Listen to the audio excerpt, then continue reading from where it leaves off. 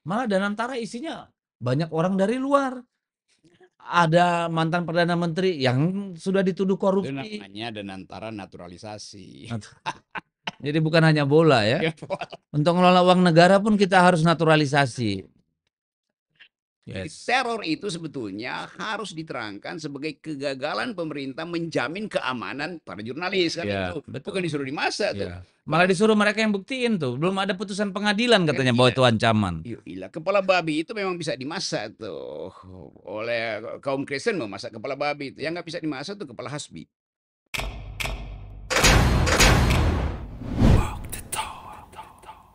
Jumpa lagi di channel DSTV.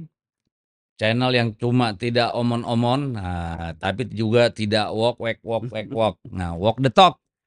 Kita kedatangan kembali Presiden Akar Sehat, Bung Rocky Gerung. Yeah. Dengan topi hitamnya ini apa Indonesia gelap apa gimana ini Bung Rocky? Dia gelap sebelah sini, tapi Ya. yang ini ada tumbuh institut. Tumbuh Nah, untuk Institut. menumbuhkan Apa itu? harapan. Baru dengar saya. Ini saya lagi bikin semacam Heeh. forum diskusi untuk menghasilkan kritik terhadap penyalahgunaan wewenang di bidang lingkungan. Khusus di Ya, lingkungan ya. Wah, saya boleh masuk tuh. oh, Saya pasti tuh.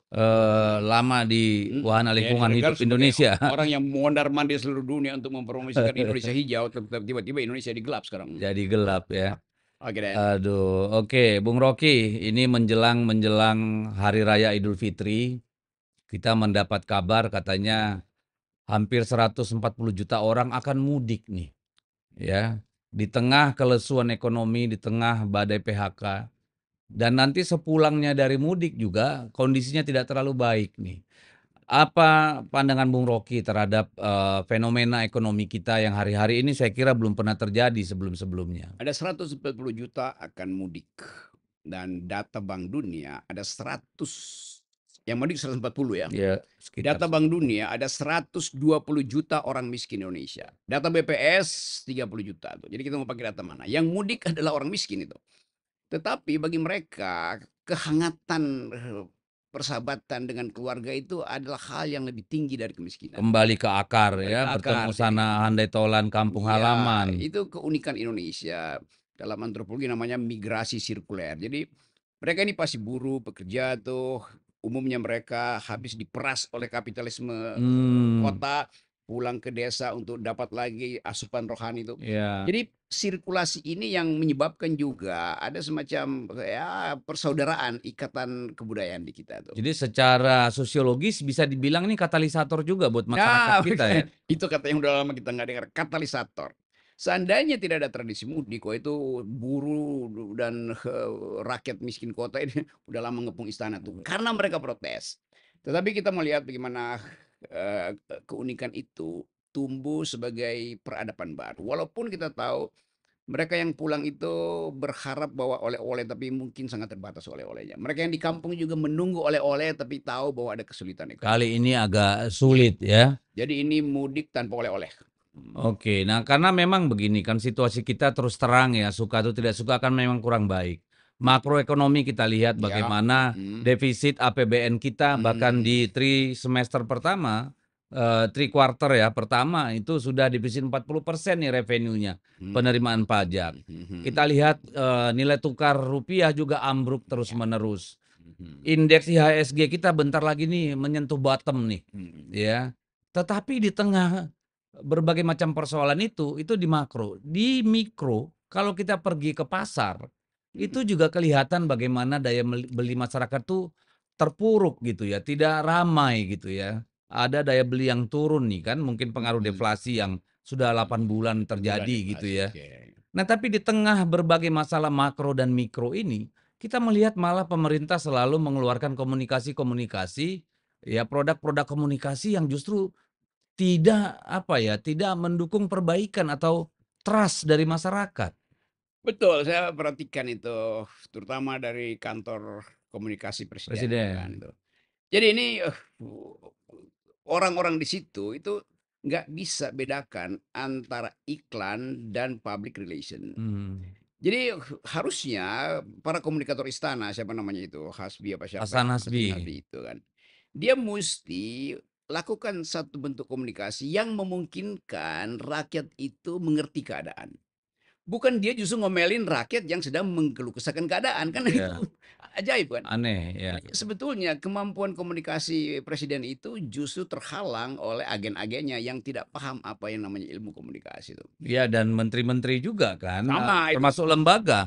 Hasan Hasbi bilang ketika ditanya wartawan, apa reaksinya terhadap pengiriman kepala babi ke kantor Tempo, dia bilang, "Ya kalau dikirim rebus aja lah." Ya itu Kan, komentar dari orang yang isi kepalanya nggak ada tuh kan. nah itu di situ kita bingung gitu ya, kok bisa gitu, dia nggak gimana orang bisa jadi kepala kantor komunikasi presiden, komunikasinya buruk banget begitu. Jadi dia merasa bahwa yang diteror itu cuman si siapa namanya, Ica Cica, siapa itu, Francisca, Francisca tuh. Loh yang diteror itu adalah akal sehat publik, itu yang dia betul. nggak paham tuh. Kan yang diteror semua kita tuh. Ya, Mungkin jurnalis, kaum ya kritis. bayangin misalnya kalau yang dikirim itu berkali-kali ke semua semua orang yang kritis itu, lalu terjadi kita hidup dalam republic of fear. Jadi Yes, teror itu sebetulnya harus diterangkan sebagai kegagalan pemerintah menjamin keamanan para jurnalis kan ya itu, bukan betul, disuruh di masa tuh. ya. Malah Bahkan disuruh mereka yang buktiin tuh, belum ada putusan pengadilan kan katanya bahwa iya, itu ancaman. iyalah kepala babi itu memang bisa dimasak tuh oleh kaum Kristen memasak kepala babi itu, yang nggak bisa dimasak tuh kepala hasbi. Siapa juga yang Kan mau makan ya? karena memang nggak ada isinya kan, kalau Iya, isinya masih bisa dimasak. itu dia. Kok kayaknya dia turun turun kelas nih ya, dari orang yang penuh, apa namanya ya, ketika berkomunikasi sangat hati-hati, berisi, sekarang kok nyablak kayak begitu, bingung juga Ya kita. mungkin dia juga bagian dari frustrasi kabinet, Gitu ya ya? kan. Tapi kan sedalam apa kita mau hitung atau sedangkal apa sebetulnya kalimat-kalimat yang tumbuh atau keluar dari istana. Ya kalau rakyat biasa komentar iya tuh, Cica juga komentar ya, si Francisca komentar ya di masa aja. Dia berupaya untuk menghilangkan kecemasan dia tuh. Mhm. Tetapi kalau istana yang bilang di masa aja itu artinya dia memperlebar kecemasan kan. Itu Iya, bedanya tuh. artinya dia menganggap Iya remeh itu dianggap biasa. ancaman langsung Ya. terhadap kebebasan pers. Nanti suatu waktu dia mungkin bilang, "Masak kepala banteng," nah diseruduk banteng dia. Oh, kalau dia berani bilang gitu ya kita seruduk beneran ya kan. Nah kemudian sama nih, eee, Apa dia? pembantu-pembantu Pak Prabowo juga Mhm. justru tidak memberikan pencerahan pada publik. Misalnya kepala badan, gizi ya yang bilang, "Lebih penting orang makan, dapat makan sekali sehari daripada dapat kerja." Nggak tahu saya benar atau enggak, tapi menurut saya itu blunder yang luar biasa. Kita tahu bahwa kerja itu penanda harkat manusia. Manusia disebut manusia kalau dia bekerja, bukan Yes. makan itu.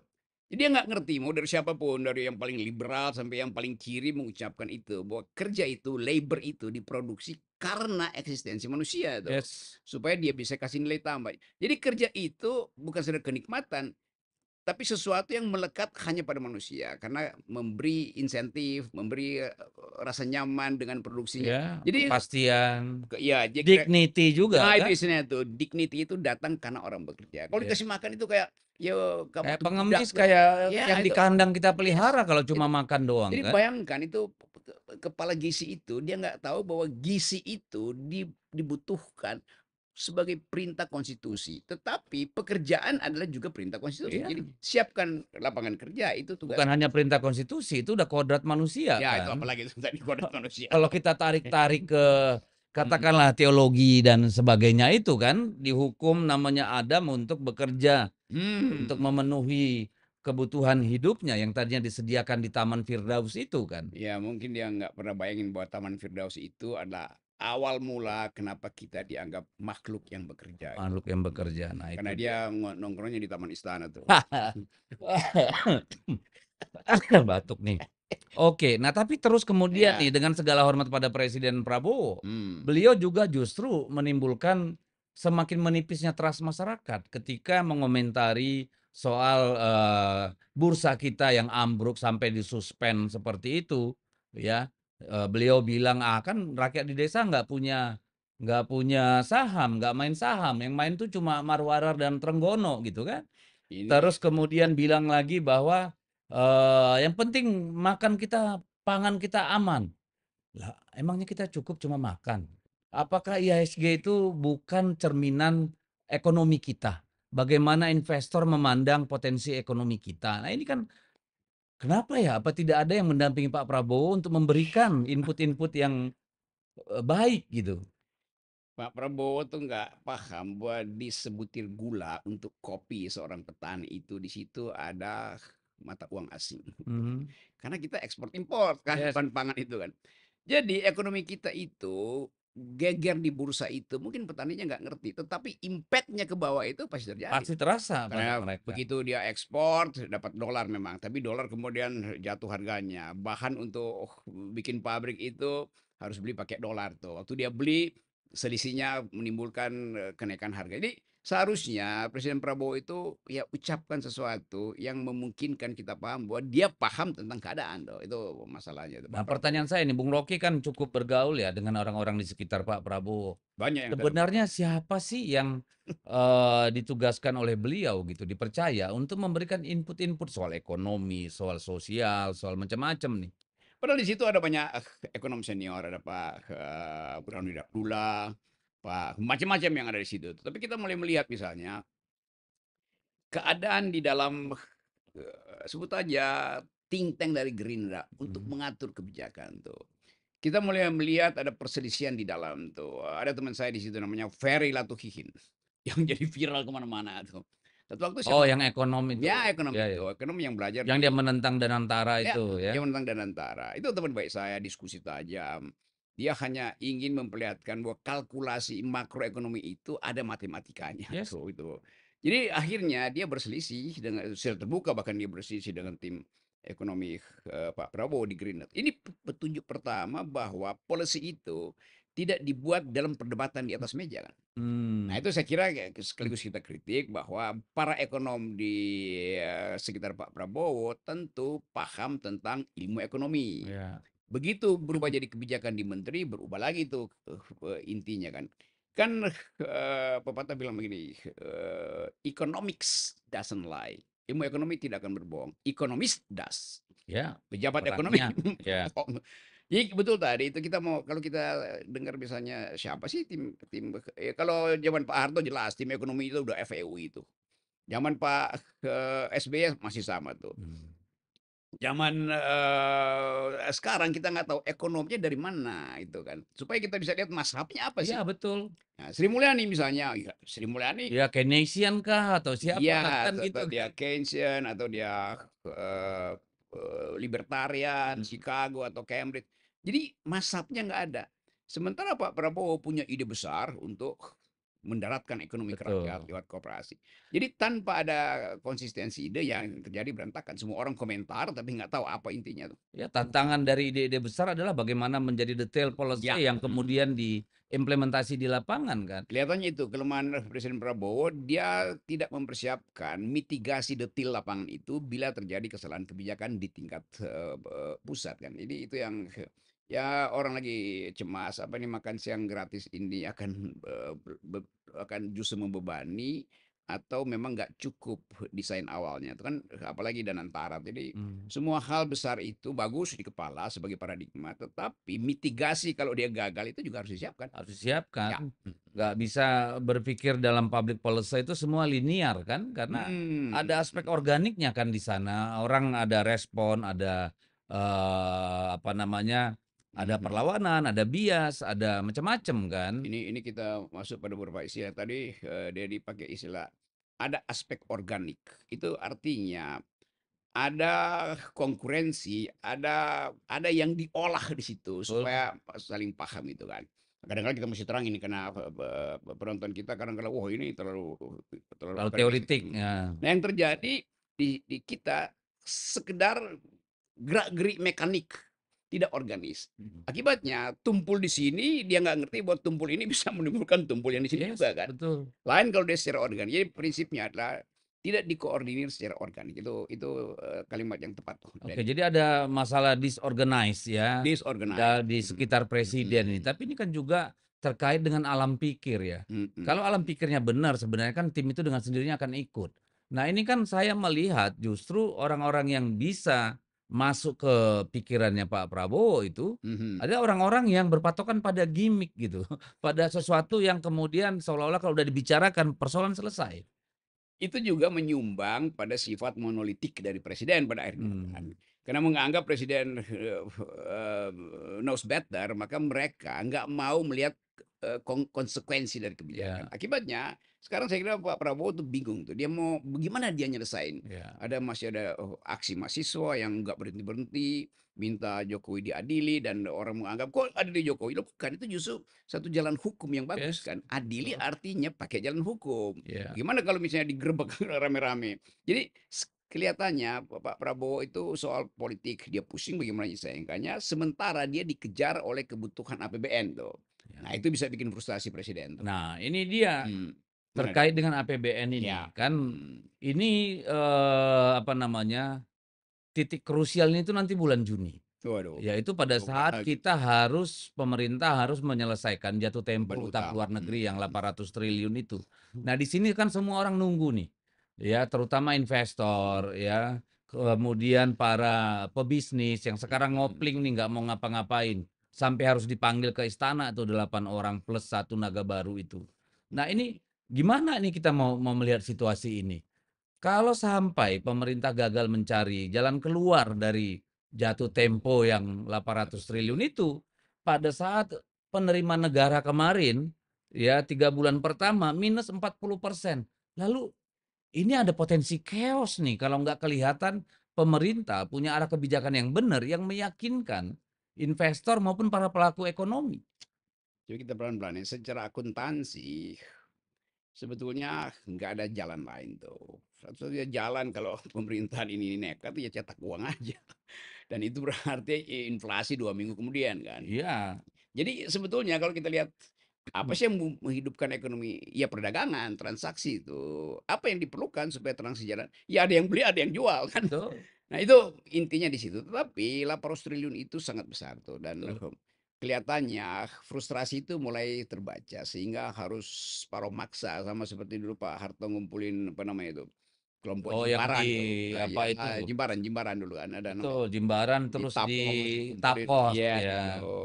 Tapi sekarang nggak mungkin kita pakai pola itu atau ya diancam aja, "Lu bayar pajak ke depan dong." Kan pengusaha kita sekarang Mhm. makin makin mandiri, makin tahu bahwa kalau dia diperas, itu artinya seluruh aktivitas dia selanjutnya tidak akan rasional lagi tuh. Ya, Kan itu kita lihat misalnya, ya saya bisa bayangin misalnya, walaupun ada yang bisik-bisik juga ke saya beberapa teman itu, ya dia keluar dari istana sambil cemberut, "Ini mau ngapain sih?" kata kita. Jadi sebetulnya basa-basi itu juga membuat pasar, sedikit turbulen. Karena begitu politik memanggil ekonom, memanggil pengusaha, itu berarti ada sesuatu. ada Dan sesuatu yang itu bukan sinyal yang baik untuk para investor. ya pasti, karena Mmm, kalau misalnya masih ada trust di pengusaha, begitu iya, presiden bicara, mmm, begitu Yang Mulia Dasko datang ke bursa, harusnya kan tumbuh kepercayaan dong. Lah ini kan malah ambruk masih gitu loh. iya begitu ambruk, lalu komunikator di sana bilang, "Enggak, ini udah naik sedikit." "Oh iya, itu karena, dikuras itu tabungan Bank Indonesia." Iya, turun Nah 200 naik nah 80 iya. tetap aja minus masih kan. Nah saya bayangin misalnya itu Hmm, kan kecepatan berpikir para spekulan atau apa namanya, short termis yang nongkrong mungkin di Tokyo, di Singapura itu, dia lihat aja tuh lalu lintas kapasitas, dolar kita itu kan. Satu waktu betul. dia bilang, "Habis tuh, udah mainin sedikit tuh." Sama seperti 98 kan Iya, di situ. iya, Jadi kalau sekedar sinyal naik turun juga itu artinya volatilitasnya itu membahayakan kan. Dan orang betul. bisa baca bahwa intervensi Bank Indonesia itu ke pasar itu berlebihan dan reaksi itu pasti ya seperti biasa dimainkan oleh para short termis lalu udah cut loss. Nah, yang lucunya kan, malah yang dituduh nih orang-orang dalam. Nah, orang Indonesia sendiri yang dituduh Oh siap main di orang dalam bursa, ya. kan, bahwa ini ada satu 2 orang, ada 2 jenderal lapangan katanya 4 macem gitulah, yang kemudian membuat bursa itu terpuruk seperti itu. Padahal kita tahu itu capital outflow-nya itu udah 30 triliun lebih. Kan nggak mungkin kita dapat cerita semacam itu kalau bukan datang dari kepanikan. Ya Mmm, kepanikan pasti orang bikin spekulan. Tetapi kan itu nantangin Bank Indonesia dong. ya, Bank Indonesia kok bisa selesai, kan ngapain takut betul. kalau memang, nekat untuk, main falas di situ kan. Tapi sekali lagi sinyal-sinyal ini dibaca sebagai negative impression bagi pemain asing kan, dan itu yang Saya kira bukan orang Indonesia cuman kirim sinyal pemain Indonesia lalu dibaca oleh global player. Ya Ya betul, dimainkan 2 hari udah selesai. selesai. Dan yang lucu kan justru banyak kebijakan yang justru nggak sejalan. Ambil contoh misalnya, untuk eksportir yang Mhm, kemudian punya value, katakanlah tagihannya itu mhm. di atas 250.000 US, maka 30% harus tinggal mengendap dulu di Bank Indonesia, iya kan? Sebagian besar itu mungkin tetap membutuhkan dolar untuk membeli katakanlah bahan baku misalnya kan gitu. Sementara mereka hanya boleh mencairkan rupiah itu bentuknya. Artinya beban tuh lagi-lagi ada pada pelaku ekonomi kan. Itu kebijakan yang itu kan tanda kepanikan sebetulnya kan. Mmm, Kalau dia rasional, mesti dia percaya aja dong. Kan itu uang pihak ketiga, tetapi oke diperlukan regulasi untuk mengatur lalu lintas, falas ini misalnya kan. Tapi sekali lagi setiap perusahaan itu punya strategi yang berbeda-beda ya untuk nyari segmen pasar kan. Begitu dia butuh butuh kapital dia, dolar dia nggak boleh diambil 3 bulan, itu artinya transaksi dengan pihak ketiga itu macet tuh. macet. Jadi sekali Atau lagi beban bertambah pada dia oh, untuk pada dia OPEX-nya tuh, kan. dia bagaimana itu keuntungan dia disuruh taruh di situ dan bagi dia apa, dia mau taruh di sektor real atau disimpan di BI itu kan urusan dia tuh. Betul betul. Jadi kelihatan bahwa ekonomi hendak dikendalikan dan bahayanya ekonomi kita udah ekonomi terbuka seluruh dunia tuh. Satu saraf ekonomi di Bank Indonesia terbaca tegang, itu seluruh saraf Asia itu tegang juga tuh. Pasti pasti, karena seperti Ya. Singapura pasti Oh ini. memantau dengan, hati-hati karena mereka investor terbesar di negara Mhm, ini kan. Nah, pada mhm. saat yang bersamaan ini, banyak pabrik di Jawa Timur dan Jawa Tengah ini sedang ngepak pabrik, pindah ke Vietnam. Ya itu. Jadi kita mulai lihat sebetulnya pemburukan itu akan berujung pada kita mau sebut kerusuhan, tapi kita nggak ingin bilang kerusuhan. Karena kalau dari kerusuhan ini seluruh ekonomi kita mandek lalu kita mulai dari nol lagi. Jadi terlihat ini sebetulnya sinyal yang atau gampangnya pasar sedang menghukum politik. Mmm, Jadi kebijakan-kebijakan dari Presiden Prabowo yang, ya gagasan besar itu dan tadi detailnya nggak mau dihitung, itu bagi pasar itu menggelisahkan. Apa benar nih ekonomi Indonesia bisa tumbuh 8% kalau begini?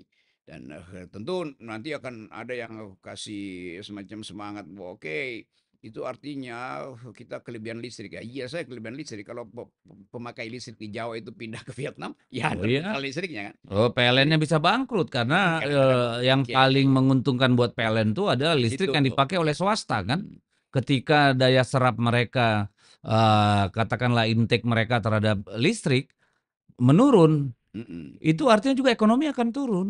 Itu konyolnya dianggap bahwa listrik yang berlebih itu bisa dibeli oleh rakyat. Loh rakyatnya di-PHK bagaimana dia membeli listrik kan?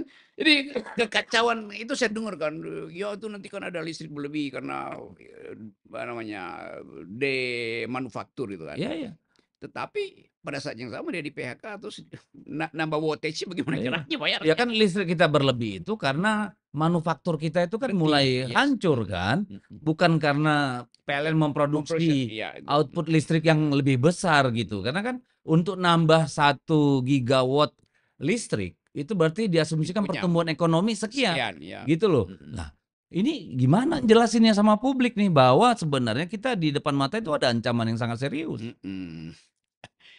Kesempatan untuk menjelaskan itu ada sebetulnya. Kalau presiden fokus dulu untuk menerangkan kepada publik bahwa kabinet ini akan dia revisi lagi tuh. Kan itu langsung ada sinyal, oh iya tuh. Jadi langsung kelihatan tuh ini yang nggak ngerti makro, nggak ngerti hubungan makro mikro ini udah pasti digeser. Ya. Tapi presiden ditawan oleh kecemasan dia sendiri tuh. Mungkin dia bertanya nanti siapa yang akan ganti itu. Padahal udah ada ya transaksinya udah ada sejak pembentukan kabinet ini. Ya, Hmm. dan kemudian lagi nih kan banyak sekali kebijakan yang seolah-olah harus hari ini jadi, harus hari ini jadi, Nah itu ya. bahaya. Ya. Undang-undang TNI kemarin okelah dengan segala, kekurangannya, tapi ada banyak kemenangan juga yang bisa didapat di situ, Ya. ya. Misalnya pasal tentang bahwa semua kementerian lembaga boleh dimasukin, TNI atas persetujuan presiden, itu kita berhasil tuh Yes. menggusur, Oke. soal itu misalnya. Dan kemudian juga penambahan di mana prajurit aktif boleh gitu Mhm. ya, Kementerian KKP berhasil tuh kita keluarkan dari, Oke. list itu gitu ya.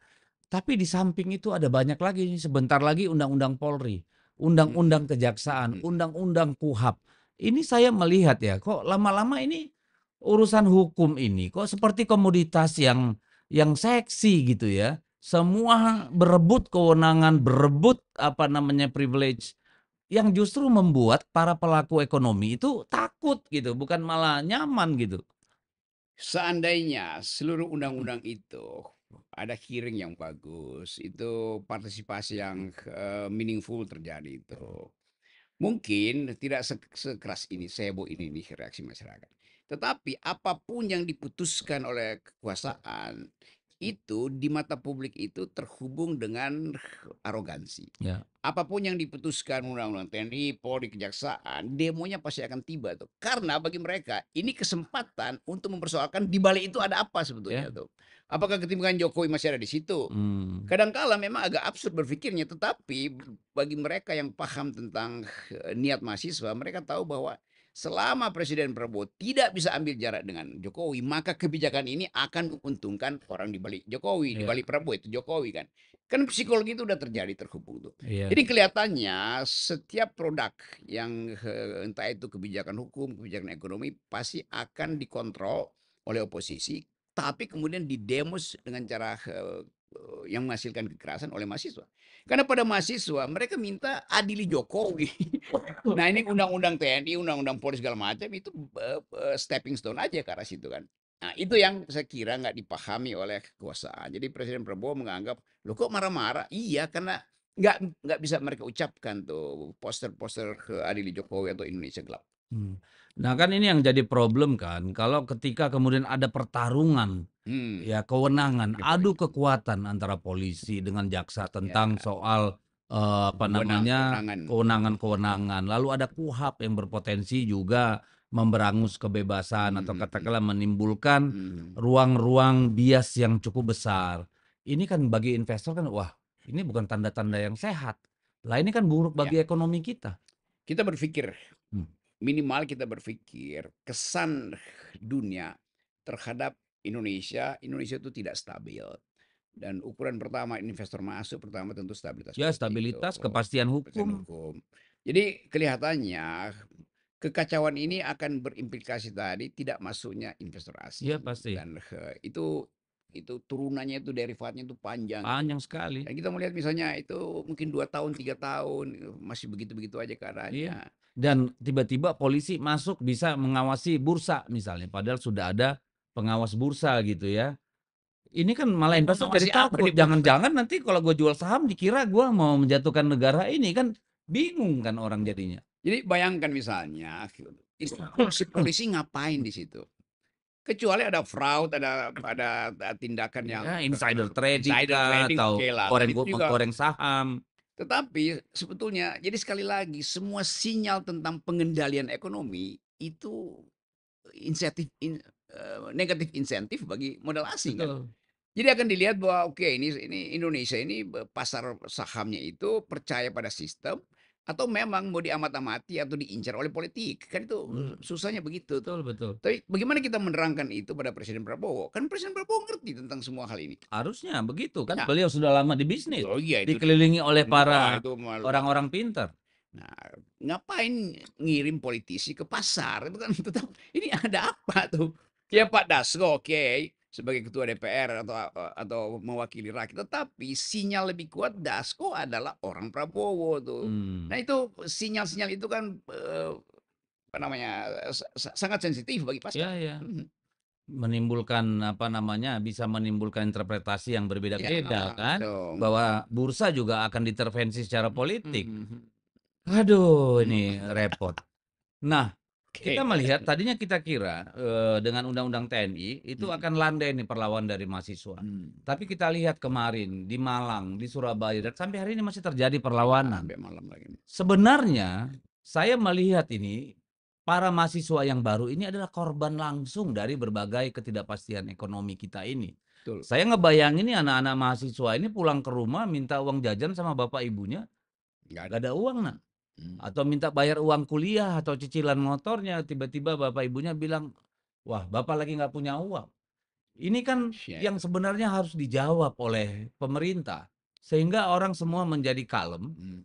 bukan diberi drama-drama gimik yang kemudian malah menimbulkan kemarahan. Yuk kita dalami sebetulnya ini ekses dari menurunnya daya beli kelas menengah. Yes. Jadi mahasiswa ini kan orang tuanya kelas menengah tuh. Mmm, yang Waktu masih terbebani dengan ya pinjaman kendaraan, mhm. rumah, dan sebagainya kan. Dia mulai melihat cekcok mungkin bapak ibunya, ada cekcok kecil, Ya, begitu masuk, dia pulang kuliah ada di meja makan, itu kok lauknya udah dingin tuh yang biasanya nggak begitu. ya, Tetapi saya bisa bayangkan bapak ibunya nggak mungkin terangkan itu pada anaknya kan. ya, Sabar aja nak nanti. Tetapi anaknya bergaul dengan sosial media, ya, lalu dia mulai mampu menghubungkan antara cekcok ibu bapaknya di rumah tangga dengan dan kondisi kondisi makroekonomi ya, kita tuh. Lalu bersekutulah dalam pembicaraan biasanya di BEM itu ada yang namanya kajian strategis. Dia temukan itu dengan mendengar talk show kayak beginian ya, tuh para pakar tuh. Jadi terbuka pada dia bahwa ini masalahnya bukan sekedar kita mau demo tapi kita ingin ada kepastian ya, di masa depan tuh. Jadi kelihatannya itu yang harus dibaca, bukan menganggap bahwa ini orang-orang yang tidak tidak patriotik segala macam para mahasiswa, apalagi presiden datang ke menteri, "Awasi dong tuh mahasiswa." Bagaimana?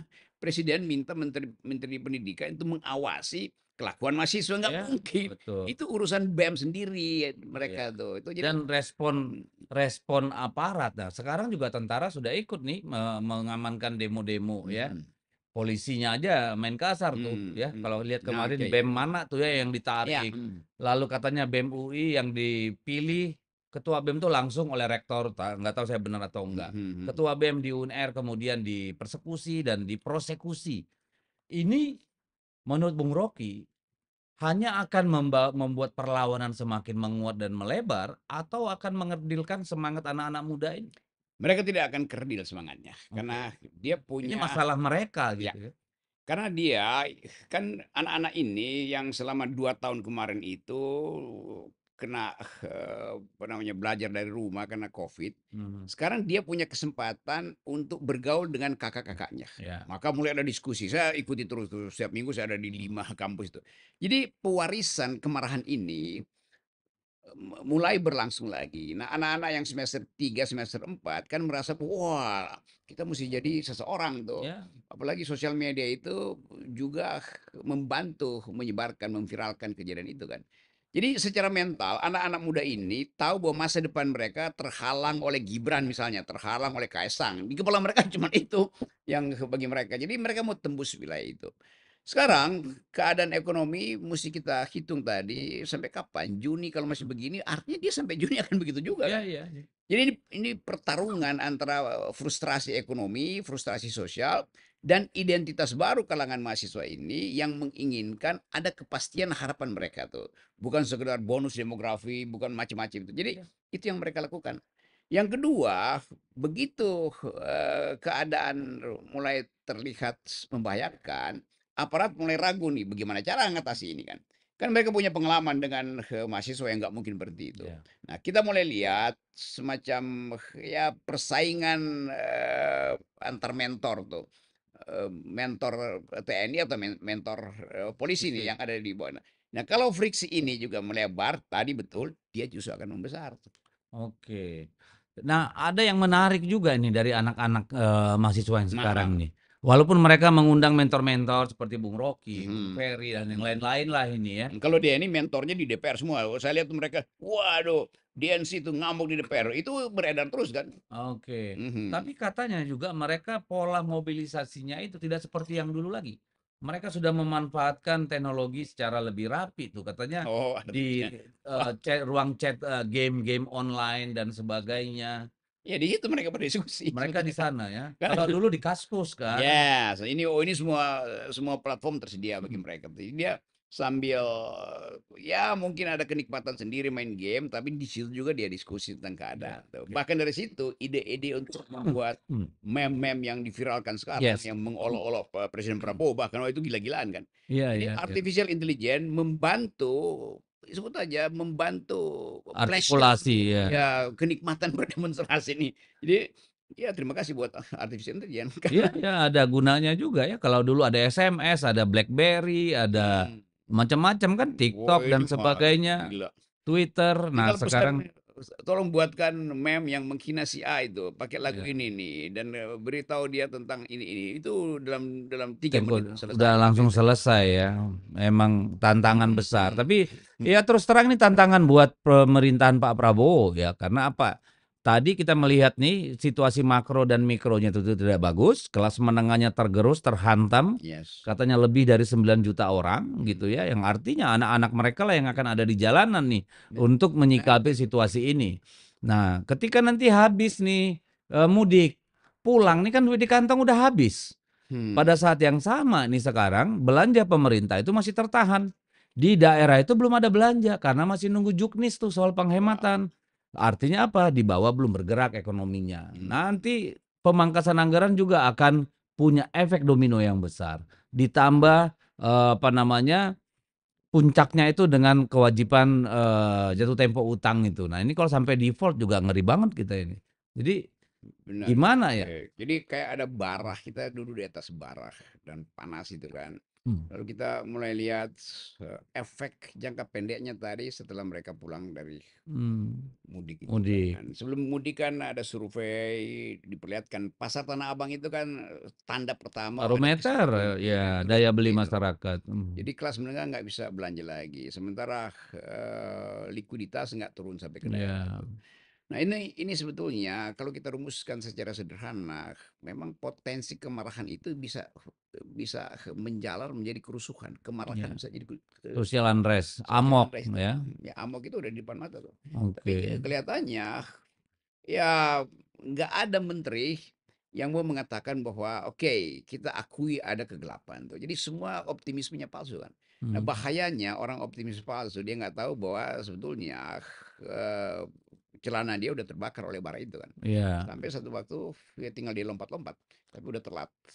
oke. Nah, okelah mudah-mudahan nanti ada, apa Ya namanya, mukjizat ya, mudah-mudahan semua untuk hanya bisa mudah-mudahan. kita landai. Tapi yang kita lihat nih, konsolidasi kekuasaan ini melalui undang-undang. Sebentar lagi ada, tadi sudah kita sebut ya, undang-undang, Ya. kepolisian, undang-undang kejaksaan, KUHP, nanti ada undang-undang koperasi lagi. Jadi Mm, koperasi ini udah jadi kayak perusahaan nanti. mm, Bahkan mereka kabarnya akan menerima dari negara 5 miliar per satu mm, mm, koperasi. Ini kan uang yang besar ya, ribuan koperasi yang akan dapat suntikan modal gitu ya. Yang harusnya koperasi itu tumpuannya adalah anggota, ya itu. ya. Nah ini kan problem lagi nih, nanti jangan-jangan, ya ini potensi tempat, apa namanya, banyak terjadi kasus, ya, lalu ada potensi itu tempat money laundry, Ya. ada potensi untuk ikut cawe-cawe merebut berbagai, apa namanya, sumber daya alam, batu Mm, bara mm, kah, mm. hutan, apa, sawit dan sebagainya. Nah ini akan dikebut lagi nih. Kita mulai paham bahwa semua orang seolah ingin menghirup wanginya koperasi itu. Mmm, Karena di dalamnya ada 70.000 desa, ada uang besar sekali di situ. Padahal kita ingat pesan Bung Karno tentang mmm, kemandirian itu, berdikari. Kan berdikari. koperasi itu bentuk paling ideologis Betul, dari berdikari iya. itu. Kalau di Jadi kampung yang namanya koperasi simpan pinjam bisa jalan, karena itu ya, organisasi masyarakat loh, ya, apa namanya, organisasi ya rakyat tuh, gitu. untuk kemandirian ekonomi. Jadi mestinya di awal itu ada sosialisasi kurikulum ideologis the thing called kooperasi kooperatif ini kan. Kita tahu bagaimana Bung Hatta membuat koperasi itu jadi ilmu ekonomi karena Ya, belajar dari negara-negara barat ke barat ya. itu kan. Nah di kita gegap gempita ini kalau tidak dikondisikan dengan kurikulum ideologis tadi itu itu pasti jadi tempat korupsi lagi tuh. Pasti. Dan banyak betul yang, lagi dibersihkan kan koperasi abal-abal ini kan. Nah mereka yang sebetulnya yang paling lapar untuk lihat, Ya, uang dia saya dapat di takutnya situ. kan ini cuma Padahal alat tadi 5 miliar satu. alat untuk mobilisasi politik dalam konteks elektoral. Ya, Karena kalau kita lihat tuh usulannya Dekopin, ketuanya itu Kepala Staf Angkatan Darat tuh, Jenderal, Maruli misalnya. Nah, ini banyak kemudian yang bertanya pada kita nih sebagai anggota DPR, "Ini gimana sih? Mau kemana sih?" Kan misalnya seperti itu. Jadi ada banyak problem yang akan timbul tuh nanti dengan revisi undang-undang koperasi itu, dan ini tentu dilihat oleh para mhm. lender ya, para financier atau investor yang datang ke Indonesia. Lagi-lagi kekacauan policy kan yang kita lihat. Terlalu dalam intervensi politik ke dalam koperasi pada akhirnya tuh. Dan pengendaliannya menyebabkan yang tadi kesetaraan itu tidak tumbuh. Hmm. Kan sifat dari koperasi voluntaristik Yes, dan itu hilang tuh karena ada hierarki tuh dan betul. hierarki modal itu yang paling berbahaya bagi Ya, koperasi itu. Jadi kita sedang menyaksikan satu orkestrasi yang tanpa partitur sebetulnya kan itu. Dan itu bahayanya tuh. Sana bunyi, sini bunyi itu apa namanya? Ilmu musik namanya kakofoni itu, bukan simfoni tapi kakofoni itu. kakafoni, Kakofoni bukan itu simfoni ya. asal bunyi itu. Nah, ini yang kita sebut sebagai bahaya awal. Setelah 100 hari harusnya ada perbaikan, ternyata yang terjadi bukan simfoni tapi kakofoni. Ya, ya karena kan bahayanya ketika di pucuk pimpinan itu kan, di puncak piramida kekuasaan, Mhm. ketika dia bergeser 1 mili di sini, maka sampai ke ujung sana biasnya itu kan kilometer tuh urusannya kan. Tak Iya. dia geser dikit tuh, waduh biasnya luar biasa. Nah, ini yang kayaknya nggak dipahami dengan baik nih. Ya, tidak terlihat mereka paham itu bahwa apa namanya itu kan disebut butterfly effect gitu kan. Kepak sayap kupu-kupu Hmm, di hutan Amazon kecil itu bisa menimbulkan badai di California iya kan. betul. Jadi dia nggak pelajari itu, apalagi dia nggak tahu atau mereka ini kabinet ini tidak dalam koordinasi yang biasa kita sebut apa namanya sinkron itu kan. Jadi ini masih ngintip APBN, padahal udah bolong. Udah. Yang ini masih ngintip jabatan komisaris, yang sana masih oh nanti reshuffle gue yang masuk. Jadi otak politiknya itu mendahului otak republik. Nah, itu gampangnya. Iya karena banyak juga yang stunting di sana kan, kita lihat kan. Jadi pusing juga melihatnya. Kita berharap sih Pak Prabowo ini bisa apa mengorkestrasi lah.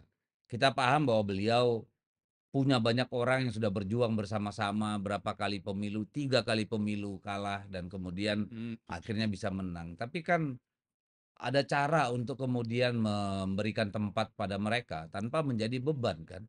Dengan 48 kementerian, 59 wakil menteri, ratusan stafsus, ditambah utusan presiden lah, ditambah macam-macam. Ini kan satu bukti bahwa orkestrasi kekuasaan itu bukan berdasarkan tujuan, tapi berdasarkan orang-orang. Jadi Kita paham itu manajemen yang dipaksakan seolah-olah ingin pamerkan bahwa semua yang bantu saya kasih hadiah tuh. Iya, justru itu yang bikin tidak efisien kan. ya betul. Karena pada akhirnya bahkan ya bagian paling dangkal dari tokoh-tokoh ini kan muncul. Mana-mana ada yang kita tahu reputasinya tapi kok jadi komisaris, jadi wakil menteri nggak apa sebetulnya kan. Jadi kejadian-kejadian ini kan bayangin misalnya tuh dari awal negeri ini dilatih untuk mulai dengan sistem tapis yang ketat. Ya, Tapisan pertama tentu tapisan ideologi itu. ya, Tapisan kedua tapisan intelektual. Tapisan ketiga tapisan penguasaan jaringan. Itu nggak ada tapisan itu kan. betul. Jadi oh ya Anda udah kampanye, udah ikut angkat-angkat bendera, nyanyi-nyanyi segala macam. Oke, Anda dapat jabatan kan. Nah, saya kira ini Prabowo harus bikin semacam ya satgas lah untuk bikin bikin filter baru kan. Sebelum dia kehabisan sebelum dia wisdomnya itu hilang tuh. Sekarang masih oh Pak Prabowo, iya tapi makin lama dia akan digerogoti oleh kedangkalan teknokratiknya Iya, sendiri tuh. dan beban itu akan semakin membuat dia Oh ya, justru kehilangan arah, bukan mhm, menjadi fokus ya. Nah, bicara soal Satgas nih, ada satu yang sekarang sedang menjadi problem tuh, Satgas kelapa sawit tuh. mhm. Jadi, Apa nah ini ceritanya? sudah banyak gejolak di bawah ya, Mhm. karena kita harus akui bahwa di masa lalu itu banyak konglomerat kita itu, Ini ya, yang statusnya apa nih Satgas Kelapa Sawit nih? Ini Satgas Kelapa Sawit ini yang saya dengar sedang apa namanya, mencari-cari di mana sawit yang kemudian, apa namanya, katakanlah melanggar hukum nih, mengambil Oh ya dari lahan. udah Nah, oke tapi dalam problemnya begini, kita harus akui ada kelompok, satu kelompok, ini biasanya yang besar-besar nih, nggak bisa orang mhm, kecil nih, mhm. yang kemudian katakanlah dapat konsesi 30.000, tapi dia menguasai 50.000. dua Oke, puluh ribu iya. ini kan harusnya kan diambil oleh negara, didenda dia, Mhm, 20.000 bagi sama rakyat. mhm, Itulah namanya distribusi agraria kan. mhm, Gitu loh, mhm, distribusi kesejahteraan. Nah, mhm, tapi yang terjadi ini kan ada kelompok-kelompok nih yang berjalan, yang kemudian kita mhm, nggak tahu nih arahnya kemana. Kedua, ada problem karena dulu ketika Undang-Undang Otonomi Daerah dikeluarkan, itu banyak kewenangan tuh untuk memberikan HGU, HPH, ada gubernur iya. IPHH atau alih fungsi itu pada pada Right. bupati, Bupati. ya. Nah, kemudian ada proses-proses di mana secara legalistik kemudian itu legal dong. Misalnya dia Mhm. dapat tambahan kawasan, misalnya Mhm. gitu kan, konsesi. Mhm. Ketika kemudian undang-undang otonomi itu direvisi lagi, ini di pusat masih pakai peta, peta zaman Belanda ini. Mhm. Zaman baheula ini yang mereka pakai, padahal sudah terjadi perubahan di bawah. Nah, ini sekarang yang sedang dipermasalahkan. Ya. Dan ini berpotensi apa? Merusak. Yang bahaya kalau Satgasnya juga, merelahasat di situ kan. Nah, itu dia kan yang jadi problem gitu loh. Saya mendengar di banyak tempat kemudian lahan-lahan itu ya diambil dikelola paksa, tapi yang terjadi adalah berkembangnya ninja-ninja sawit.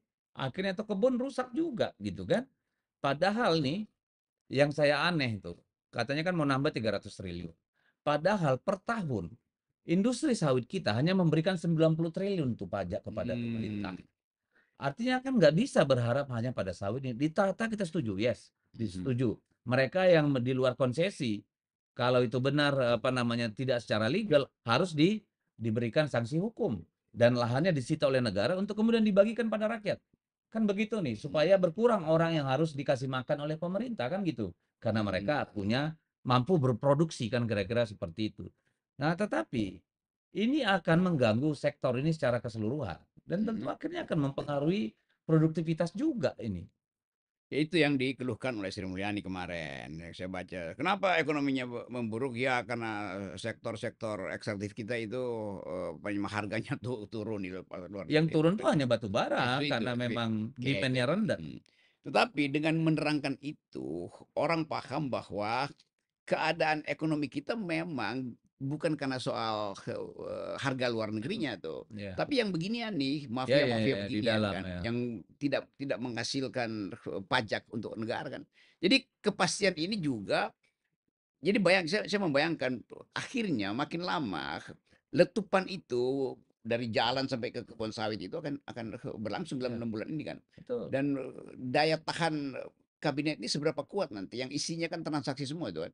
Jadi nanti ada isu bersama yang semua akan menghindar kan. Ini bukan bukan gue nih, itu kehutanan, yang ini BPN, yang ini segala macam tuh. Padahal semuanya itu naruh orang untuk ngintip. Iya, iya. Jadi itu betul ya. Jadi kapasitas Presiden Prabowo untuk mengetahui detail semacam ini itu tidak Ya, diperoleh tuh. nggak boleh. Nah, nanti Dan tidak ada juga mungkin yang mau atau berani nggak ada menyampaikan itu.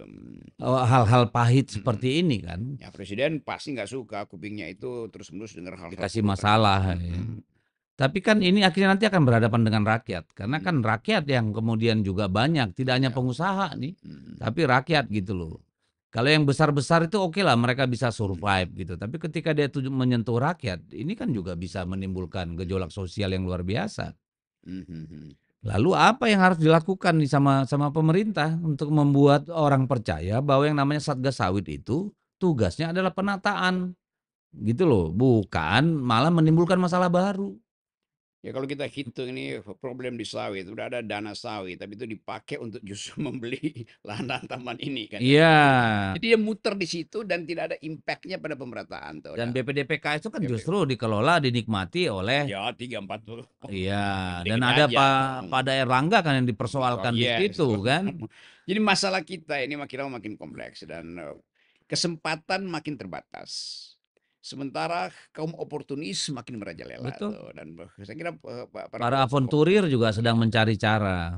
Nah, kalau Pak Prabowo tetap, bertahan pada ide bahwa semua hal besar harus dia lakukan, dia akan terkejar oleh hal-hal kecil justru tuh. Betul, Jadi betul. kehilangan kesempatan untuk memulihkan, ide dia tentang hal yang besar. Ya kenapa dia nggak bertahap ya? Itu dia. Katakanlah ini pertama-tama tentu kita membutuhkan proyek-proyek Oke. besar dengan dana fresh money Ya, mhm. gitu ya, dengan uang kita sendiri. Oke, kita setuju ada dana negara. Mhm.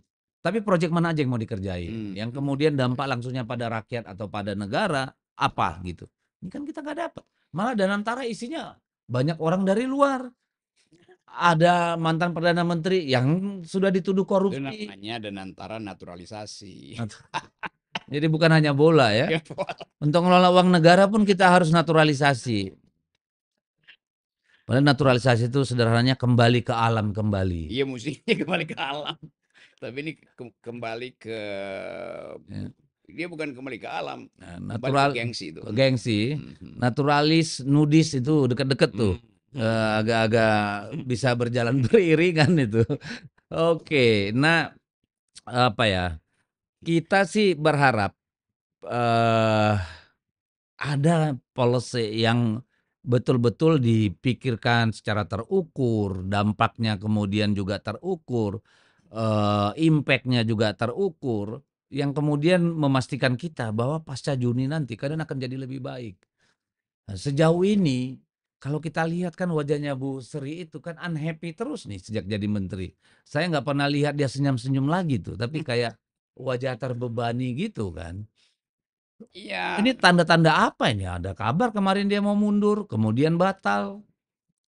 kan konsekuensi dari orang yang sudah melekat dengan jabatan, melekat dengan semacam kepercayaan dunia, lalu timbul, ya gengsi juga bahwa siapa yang akan menggantikan Sri Mulyani misalnya sebagai jaminan reputasi personal ke lembaga-lembaga keuangan. Nah, selama kita masih ditahan oleh itu, tersandra oleh itu, tentu Sri Mulyani juga mungkin berpikir, ya kalau saya mundur sekarang itu 2 hari setelah saya mundur, Indonesia tuh bangkrut, hancur. Jadi Ap jadi kita bermain dalam psikologi yang sebenarnya tidak jujur kan. ya, Padahal yang mesti diselamatkan adalah perut rakyat, dompet mak-mak kan, itu intinya tuh.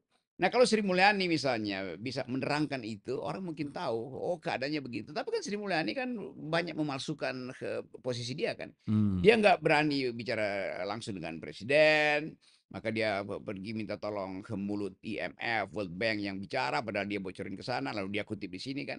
Jadi kita lihat bahwa yang kita sebut teknokratik kan dia nggak boleh ada beban kan. ya, Ya terangkan dong apa adanya tuh. Nah, sekarang kelihatannya siksak terus Sri Mulyani ini.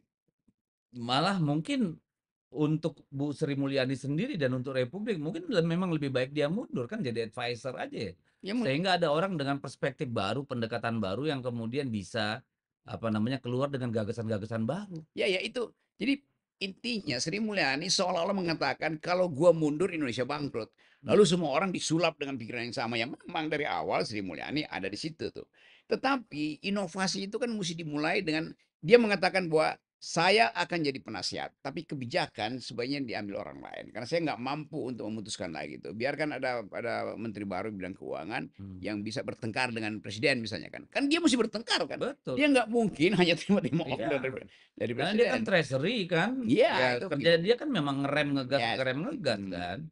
Tapi kita mulai melihat ada tuntutan yang makin jauh dari publik. Bukan sekedar, rangkaian undang-undang ini yang dikritisi, tetapi mereka ingin ada kepastian arah negeri ini ke arah mana tuh secara ekonomi, secara politik ke arah mana juga tuh. Nah, kepastian ini yang menurut saya lagi galau dipikirkan oleh Presiden Prabowo. Mhm, Tapi kita mesti beri semacam, warning bahwa Anda diminta untuk membuat keputusan. Kita ingin Anda jadi leader bukan jadi dealer, kan itu mhm, dasarnya tuh. Jadi orang mulai lihat, "Loh kok Prabowo jadi peragu sekarang ya?" iya, Sementara ide-ide besar dia itu seolah-olah dia pastikan akan jalan, padahal dia tahu kapasitas mesin politiknya ini, mesin kabinetnya itu di bawah standar semua kan. iya. Tapi kenapa Bung Rocky bisa bisa mengatakan bahwa Pak Prabowo itu butuh keberanian? Apakah memang beliau tidak berani mengambil keputusan-keputusan tertentu atau masih diganduli oleh semacam, ketidakpastian juga dalam beliau? Uncertainties ada di depan mata itu. Dia mesti ambil decision. Kan prinsipnya kalau kita lihat Anda kan militer, watak dari militer adalah bila ragu jangan membidik. Iya, Bila telah membidik jangan ragu. Bila masih ragu tarik pelatuknya. Kan begitu kan betul betul. filosofi militer kan. Ini kita tahu dealnya apa sebetulnya tuh. Kenapa ada keraguan tuh? Jadi orang melihat bahwa, "Loh kok jadi begini?" Karena itu olok-oloknya mulai muncul bahwa Iya, semua hal yang pernah diperlihatkan oleh presiden sebagai seorang pemimpin yang pernah memimpin bisnis, pernah memimpin militer, tentara elit kita, pernah ada di dalam, situasi yang genting ya. genting di 98 segala macam. Kenapa sekarang jadi jadi orang yang seolah-olah dia mencemaskan dirinya sendiri kan. Ya ya, ya itu memang kan, natural ya. Orang yang semakin menua itu kan pasti butuh status quo kan gitu, Nah, tidak risk taking kan gitu.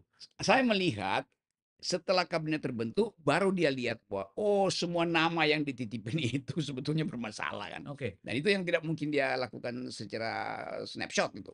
ada nggak kemungkinan bahwa beliau akan merasionalisasi kabinet atau katakanlah kemudian, untuk kemudian membuat kabinetnya menjadi lebih efektif? Kalau dia ambil kemungkinan itu, mestinya ketika 100 hari dia udah pastikan. Sekarang dia mau apa, keadaan sekarang kan. Orang tunggu tapi orang anggap, ya waiting for Godot akhirnya kan, sesuatu. Hmm. Jadi kecemasan kita, kenapa presiden tidak bisa mengambil keputusan, itu dasarnya. Nah Nah, kenapa itu? kita hanya bisa menganalisa bahwa orang-orang di sekitar dia itu tidak lagi mampu untuk memberitahu secara jujur keadaan. Masalah itu. Jadi mungkin Pak Prabowo ya tahu kecil-kecil, tapi kan mesti sekitar dia kan mesti, "Pak, ini bahaya loh." Ya. Badan intelijen mesti ucapkan sesuatu tuh. Kan memang tugas mereka para pembantunya itu kan memberikan fakta-fakta Ya pada itu, presiden beserta alternatif rekomendasi untuk menghadapinya. ya itu pentingnya itu kan. Nah, kan nggak mungkin watak orang itu berubah drastis dari seorang komandan tiba-tiba jadi diplomat gitu kan nggak bisa kan. Ya Jadi betul. itu buat saya kalau saya analisis Prabowo tidak menerima fakta yang seharusnya hak dia. Ya. Dari siapa? Ya dari kalangan Gerindra sendiri, dari elit Gerindra, dari mana? Dari teknokrat, dari mana? Dari rekan-rekan yang Tapi apakah atas dia. beliau ini masih didampingin, dijaga ketat, diberi input oleh orang-orang internal Gerindra yang puluhan tahun bersama beliau atau ada Satu waktu kelompok-kelompok lain? satu waktu akan berubah watak orang. Kalau misalnya dia terlambat untuk mendengar, kejujuran itu, lalu dia merasa bahwa, "Ya kalau begitu gue nggak mau dengar semua," kan. Jadi, saya rumuskan dengan satu kalimat, frustrasi presiden hari ini tidak pernah dia bayangkan. Hmm, Dia bayangkan dia 82% dukungan, dia bayangkan bahwa gagasan-gagasan besar dia itu makan siang, ekonomi koperasi, dana baik-baik karet, saja. ternyata tidak tidak momentumnya dia tidak dapat. Oke. Nah, dalam keadaan itu, seseorang yang sudah biasa memerintah dengan garis komando, tiba-tiba dia lihat, wah, demokrasi itu memang, penuh, Kayak radikal iya bebas lah, iya radikal, uncertain turbulennya kuat sekali. Nah, turbulensinya. sekarang dia mesti belajar itu secara cepat. Mungkin Ya, dalam 2 minggu ini mestinya dia udah putuskan kan. iya. Pada saat yang sama kita mendengar bahwa di internal Gerindra sendiri itu ada tarik-menarik faksi-faksi yang, apa namanya, yang berkelindan di sekitar beliau nih. Semua yang ada di sekitar Presiden Prabowo sekarang berupaya untuk menjadi don masing-masing kan. Hmm, Pada akhirnya begitu kan. Karena justru mereka membaca ini keadaan jangan sampai, ambruk atau, katastrofis sebelum kita punya posisi kan. hmm. Jadi internal struggle pasti terjadi. Pasti itu Kalau natural itu di ya, dalam, mhm. piramida kekuasaan manapun pasti Nah, ada power struggle kan. power struggle itu mulai terbaca dan menganggap bahwa ini nggak akan nyampe 5 tahun, kira-kira begitu. Karena Oh ada bahayanya ke sana? pasti kan kalau mereka sabar 5 tahun mereka akan lihat, oke, ada konsistensi. Jadi bahkan dari dalam power struggle itu mulai sangat pragmatis kan. Iya, Mending mulai memakan energi mereka sendiri ya, juga ya? who gets what, when, and how itu. Wow, Hmm, berat tough, deh. Jadi berat. jadi setiap Jadi kalau kali anak muda, anak mahasiswa bilang, "Wah gelap," itu memang ya mereka diskusinya udah cukup iya. dalam dong ya Oh, kalau dia dia begitu ya. dia tahu sensasi tentang kegelapan itu mereka Iya rasakan iya. secara Nah ekonomi tapi politik. bagaimana melihat bahwa kan sekarang nih misalnya kan DPR itu kan penguasa tunggal adalah yang lebih berkuasa dari ketua DPR itu kan realita ya, itu Iya, kan, fakta yang tidak bisa kita iya, pungkiri gitu. karena politik sehari-hari menyebabkan itu terjadi. Iya, nah ini kan apakah fraksi-fraksi lain nih DPR nyaman dengan situasi ini atau bagaimana? Saya membaca bahwa semua yang disebut fraksi itu di awal menunggu berkah dari APBN. Hmm, Sekarang nggak ada, ternyata zonk. zonk. Maka semua akhirnya jadi oportunis. Apa Oke. aja dilakukan. Iya, masa sulit-sulit Ya, seperti ini ya. dan mereka semua ada di dalam perjanjian dengan Presiden Prabowo. Lu dapat ini, berharap nanti dapat komisaris ini segala macam dan Iya itu yang kita akan dengar nih kan sudah banyak sekali nih pergantian komisaris, direksi, Mhm mhm mhm. dan mudah-mudahan aja kalau saya dengar sih banyak dari, apa itu, Tarnus atau, latar belakang militer gitu ya, mereka juga sudah dilatih. Tapi kan untuk menjadi CEO atau menjadi komisaris dari perusahaan-perusahaan yang sudah mapan, itu kan nggak mudah gitu ya. Kita belajar neraca keuangan itu aja nggak mudah, nggak bicara investment itu kan nggak sebentar gitu kan. Dia musti jungkir balik dulu, bukan sekedar di-train di Magelang 1 minggu Iya, lalu bisa jadi komisaris. Apalagi berhubungan dengan sifat volatilitas pasar tuh, itu kan lain lagi tuh. Nggak mungkin komando kalau dia pejabat militer kasih komando lu pasar berhenti, yang gitu ya mah nggak nggak bisa. Itu mungkin. hukum pasar nggak ada, itu invisible hand Yes. yang ini kan. Tapi kan kemudian kita juga melihat bahwa apa namanya ya, ini ada kesan tuh orang berlomba-lomba, "Ah, gua nggak tahu nih, pokoknya gua mau dapat bagian gua dulu nih." Kita kan nggak tahu nih sampai berapa lama nih misalnya seperti itu. Ini kan berbahaya juga buat Pak Prabowo sebenarnya. Kita seperti, apa istilah dulu, roles and, veil of ignorance. Heeh, Ada semacam, tirai ketidaktahuan tuh. oke. Harusnya dalam keadaan semua orang tidak tahu apa yang akan terjadi besok, semuanya menahan diri tuh, mencari mencari proposal yang bisa saling Iya, menguntungkan tuh kan. Nah ini keseimbangan. keseimbangan itu, ini enggak. Jadi ya betul-betul, tradisi kerakusan itu timbul karena kesempitan bukan karena Ya. kesempatan. Dalam situasi seperti ini, tentu ketika mahasiswa, Mmm, masyarakat mhm, turun ke jalan untuk menyuarakan kegundahan mereka dan menuntut oke kebijakan-kebijakan deh. yang lebih realistik dan berdampak langsung pada mereka, tentu juga akan dihadapi oleh, apa namanya, elemen-elemen koersif negara secara brutal juga kan. Karena semua kan dalam situasi yang tidak pasti nih. Dalam Oke. apa namanya, ada power struggle juga nih di semua, tempat itu, sektor itu. Seandainya itu terjadi dan ada civilian value, aman itu. Orang akan transaksi dengan argumen. Tapi bahayanya sekarang ini, civilian value itu tidak ada tuh. Bahkan kemungkinan-kemungkinan kan kita lihat jejaknya dari pemilu Ya, kemarin itu kan. Tidak ada semacam peradaban untuk menyelesaikan masalah dengan diskusi argumentasi. Yang ada adalah kirim pasukan, kirim amplop, itu selesai itu. Maka jadilah seorang gubernur, jadilah bupati di situ karena di-backup oleh aparat kan. dan yang paling menyedihkan kan sebenarnya civil, apa namanya ini, Value. civil communities kita ini Mhm. justru yang merusak civilian value itu. Oh iya, Pak, Jadi oh iya iya, bagaimana benar. kepala desa kemudian Iya dimobilisasi dan terlibat iya, dalam mhm, perhelatan pemilu. betul. Bagaimana PJ-PJ yang Iya, notabene notabene ayo, itu adalah para birokrat iya, teknokrat. benar. Justru mereka yang cawe-cawe misalnya. Iya, Jadi justru mereka duluan yang ngerusak nih kalau saya lihat. iya betul. Jadi bahayanya para pejabat yang tidak dipilih secara demokratis tidak paham tentang bagaimana mengatasi sebetulnya kekacauan sosial secara demokratis. Jadi Hmm, ini udah dipaku di situ, dipaku di situ, dibor di situ. Dia nggak punya lagi keluasan sebagai kepala desa, sebagai bupati, sebagai PJS segala macam untuk paham mesti ada transaksi antara masyarakat sipil. ya Kenapa? Ya dia dari awal tuh peralatan aparat aja kan. Itu itu bahayanya tuh. Dan kita mau ingatkan pada bangsa ini atau saling mengingatkan bahwa pemilu kemarin itu buruk sekali itu. sangat Itu yang menyebabkan pelembagaan demokrasi justru berantakan. justru berjalan mundur kan. Ya, apalagi Konsolidasi itu. demokrasi kita setelah reformasi bukan makin ajak nih, justru semakin Mhm. berantakan Mhm. kan sebenarnya. Mhm.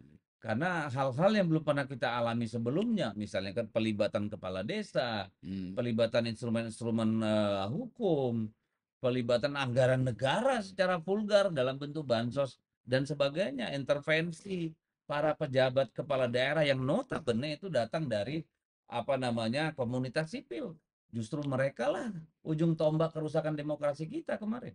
ya kan kita mesti rumuskan akhirnya bahwa masyarakat politik kita kalau tidak dilembagakan melalui kurikulum ideologis, dia akan jadi pragmatis begini kan. Mmm, Jadi dari awal desain politik kita itu tidak berbasis ideologi itu. iya sih. Kecuali PDIP ya yang dari awal kayak tegak lurus dengan prinsip-prinsip marxisme, keadilan, kemandirian tuh.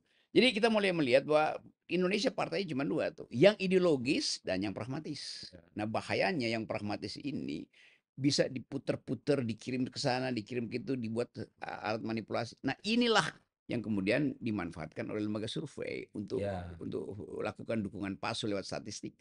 kayaknya kita harus mereformasi ulang tuh lembaga-lembaga survei itu saya kira ya. Mmm, Karena kemudian mereka susah menjadi rujukan bagi apa namanya untuk men-screenshot apa sih yang ada di benak masyarakat pada satu titik tertentu. iya, ini lembaga survei kan disebut lembaga survei publik, tapi dia lakukan itu untuk kepentingan privat dia gitu. Jadi atau pesanan privatnya kan. Bukan dalam arti yang biasa kita tahu bahwa public opinion itu harusnya kumpulan dari aktivitas, tukar tambah transaksi pikiran, bukan Ya, transaksi kepentingan. Itu juga mau transaksi pikiran saya kira susah mmm, ya zaman sekarang ini karena dia sudah tidak punya value. Yang ada kan transaksi kepentingan dan itu pun tidak pernah equal tuh. Yang satu pasti merasa dominan, yang jadi satu merasa pengemis kan gitu nih. ya kita bayangkan nih presiden ada di sini, dia mendengarkan public opinion yang sudah dimanufaktur oleh lembaga survei, Yes. palsu sinyalnya. Dia berharap dapat input kritis dari lingkungannya. Lingkungannya takut memberitahu pada presiden Mm. keadaan. Nah, jadi dengan cara apa presiden mengambil keputusan? Nggak ada. Instingnya mungkin, tetapi insting itu berbahaya tuh. Ya, ya. Apalagi itu, ya mungkin dia berharap bahwa publik akan mengerti. Ya mengerti, publik mengerti dalam keadaan ekonomi berantakan begini, apa yang publik mau mengerti? Ya, dan Nah, lebih nah, jadi kita atau saya menduga ini akumulasi dari, kekacauan ekonomi dan, manipulasi politik, betul sampai Juni itu kemudian momentumnya tagihan datang ke kita tuh. nah, kalau dalam situasi hari ini Bung Rocky ngelihat nih dari pergaulan dengan teman-teman di sekitar di Kampus katakanlah terutama. kampus. Ini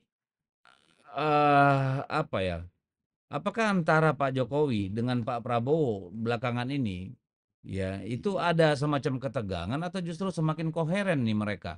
Kalau melihat Pak Prabowo teriak hidup Jokowi, tapi kemudian undang-undang TNI seperti itu, apa yang terjadi di antara mereka ini? Sebetulnya ini, kimia yang dipaksakan dengan satu katalisator, yaitu kepentingan. Nah, Kepentingan. itu bahayanya tuh. Tapi Padahal kan dua-duanya lagi cemas. Saya kira Jokowi cemas, Prabowo cemas. Kan 2 orang cemas ini akhirnya saling membagi kecemasan. ya, Nah, kita hanya bisa melihat itu. Ya memang ada olah-olah sedikit kalau Pak Jokowi masih bercanda, tapi kan kita tahu kan batasnya di mana sih. hmm, Apakah, rakyat bisa disiram terus dengan, semacam guyonan kecil-kecil antara Prabowo dan iya. Jokowi, bisa nggak mungkin itu. Ya, Nah, tapi kan juga masih ada puluhan juta akun yang menjadi buzzer di media sosial untuk kemudian berusaha mempengaruhi pikiran dari masyarakat kita ini yang memang ya literasinya rendah kan terhadap informasi. ya tetapi begitu BEM anak-anak mahasiswa ini, attack dengan artificial intelligence itu selesai semua mereka. Selesai ya. Oke, jadi harus hati-hati. Apalagi nih yang belum kita omongin nih, Bung Renol. Semua hal Hampir sudah kita semua bicarakan. sudah. Tapi pasti yang lain-lain masih ini para penonton kita masih mau nunggu. Apalagi yang mau disampaikan Bung Rocky. Iya ini, saya akan rutin ada di, DSTV official untuk mengulas problem masalah di masyarakat dengan sedikit menaikkan analisis itu supaya Oke. nggak terlalu sekedar talk show yang, apa namanya, eee Ngecap doang lah iya itu atau omon-omon. Nah, itu omong-omong. pentingnya karena kehidupan politik kita akhirnya mesti dituntun oleh ya sedikit konsep, sedikit Yes. teori. Walaupun kita dalam keadaan kegelapan, benar, tetapi otak kita harus terus bercahaya Ya. melalui DSTV Ya kan official. kita mengatakan Indonesia gelap karena kita berharap ada cahaya yang Iya datang kan. itu soalnya. Bukan supaya Indonesia ini bubar atau Nah, supaya gelap gitu. Persoalannya kan siapa yang harus membawa seberkas cahaya itu? Tentu para pengambil keputusan, iya itu ya. dia. Para pembuat kebijakan. Kalau Iya, kita di DPR nih tentu terus terang aja nih. Sebenarnya komisi-komisinya itu bisa dibubarkan karena yang menentukan itu sekarang Balik, iya, ya kan, oke. sebagai representasi DPR untuk keseluruhan Mhm, yang harusnya dia itu sinkronisasi, mhm. ya dan apa namanya itu kalibrasi lah itu undang-undang yang dibahas di komisi untuk dilihat bagaimana sinkronisasinya dengan undang-undang terkait dari berbagai komisi yang lain. Hmm. Per hari ini, enggak kan? Tiba-tiba Hmm. bisa dikebut, bahkan hari Jumat, Sabtu, Minggu juga boleh, gitu kan? Tapi tanpa sebetulnya targetnya apa sih kalau dikebutkan? Kan jadi rakyat juga berpikir, ini ngapain sih? Targetnya apa? Keadaan yang lebih urgen itu adalah memastikan bahwa kelas menengah ini tidak akan ngamuk karena kesusahan ekonomi kan? Kalau saya lihat targetnya adalah memastikan 2029. Ya justru itu. Jadi awal-awal ini sudah mikirnya di ujung sana Iya. nih. Jadi Padahal kan harusnya 2029 itu adalah resultan dari apa yang kita lakukan selama 4 iya. tahun ini. Jadi penanda bahwa kurikulum yang kita sebut kurikulum republik nggak ada. Yang ada adalah kurikulum tokoh. Set vision-nya tidak ada sama Yes. sekali ya. Jadi semua orang No berjalan dengan vision at all. kehidupannya. Kalau tiba-tiba jatuh miskin, nggak bisa makan nasi, makan aja nasi aking atau kerupuk sama kecap, kan gitu nih. Karena kan orang Indonesia itu pintar nerimo, Tapi ya, juga pinter ngamuk. pintar. Ya, kita Bisa hanya tuh. menyumbang satu kata adalah perbendaharaan dunia, amok. Ya amok. Nah, Nah, itu yang kita dan itu bisa sumbangkan. terjadi tanpa diketahui balik. Hmm. Oke, oke. Jadi cukuplah ya. Cukup. Saya kira udah mau lebaran, Oke. tapi kita berharap sih teman-teman, saudara-saudara kita yang pulang nanti mudik kembali kepada Pandetolan dan kampung halaman, bijaklah menggunakan uang yang ada pada Anda. Hmm. Nanti kembali ke tempat daerah masing-masing, ya, kembali ke Jakarta, ke kota-kota besar lainnya, kesulitan-kesulitan ekonomi akan menunggu kita. Memang saatnya Yes. mengangkat ikan pinggang, mengerti mana yang merupakan kebutuhan, mana yang berupa keinginan, ya. Karena kita lihat kemarin Presiden minta GoTo itu memberikan THR kepada para Gojek, ternyata cuma dikasih 50.000, nothing he can do about it, kan gitu nih. Sementara banyak perusahaan juga yang sudah mulai PHK, ada wamen yang bilang mau mundur kalau Sritex itu dipailitin, ternyata sekarang ngeles, nggak mau gitu ya, karena kekuasaan itu enak. Tapi banyak juga sebenarnya yang kita harapkan Pak Prabowo mau meluangkan waktu duduk dengan 1, 2, 3 menteri terkait untuk bicara policy, ya, mensinergikan kebijakan, anggaran, ya, regulasi yang ada untuk kemudian melahirkan keputusan-keputusan yang bermanfaat bagi rakyat. Sampai di situ Bung Rocky, kita Oke. lanjut nanti lagi mungkin habis Lebaran. Lebaran ya, setelah Lebaran. Sekaligus selamat Lebaran, selamat Idul Fitri. Iya, Ada sumur batin di mudik yes, dan kita berharap dan berkeinginan supaya semua pembicaraan yang tidak bisa diucapkan oleh rakyat kita betul. bantu ucapkan lewat Ya. DSTV. Semoga berkah buat semua, karena yang mudik tuh berkah, karena sekeluarga bisa ngumpul, keluarga bisa ngumpul di daerah, dan kami yang tidak mudik juga bisa menikmati udara Jakarta yang bersih, jalanan yang Bonus tidak kecil. macet, bonus kecil. Jadi semua kita diuntungkan ini dengan mudik. Tapi berhati-hati di jalan, selalu siap kendaraannya dan juga kesehatannya. Hati-hati tetap berhemat, ya, supaya kembali ke Jakarta masih punya sedikit reserve uang di kantong untuk mengatasi hidup sehari-hari, dan jangan nanti habis Lebaran malah terjerat dengan pinjol. Nah, itu yang kita harapkan ya. Oke, sampai jumpa. Terima kasih Bung Rocky. Salam buat keluarga di desa. Sehat.